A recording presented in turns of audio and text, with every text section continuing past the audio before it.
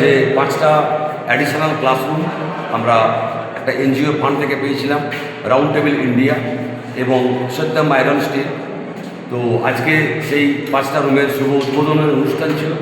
আমি সত্তর উচ্চ বিদ্যালয়ের সিনিয়র টিচার এবং সেই অনুষ্ঠানে আমি পরিচালনা করার দায়িত্ব পেয়েছিলাম। এবং এই অনুষ্ঠানে উপস্থিত ছিলেন সত্যম আয়রন স্টিলের মালিক বা ডিরেক্টর রাহুল আগরওয়ালজি এবং রাউন্ড টেবিল ইন্ডিয়ার মাননীয় চেয়ারম্যান সাহেব ছিলেন।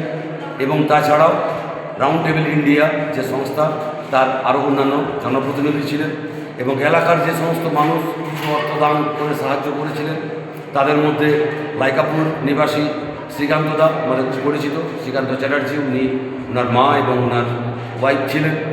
আমাদের এই এলাকার মাননীয় শুভময় বাউরি, সত্তর নিবাসী একজন অভিভাবক, তিনি উপস্থিত ছিলেন।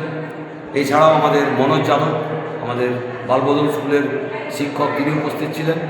5টা রুম আমরা পেয়েছি, এটা আমাদের ভীষণভাবে প্রয়োজন ছিল। কেন কি আমাদের বিদ্যালয়ে যা ছাত্রছাত্রী, তাতে আমাদের 6টা রুমে ক্লাস করতে হচ্ছিল খুব অসুবিধার মধ্যে।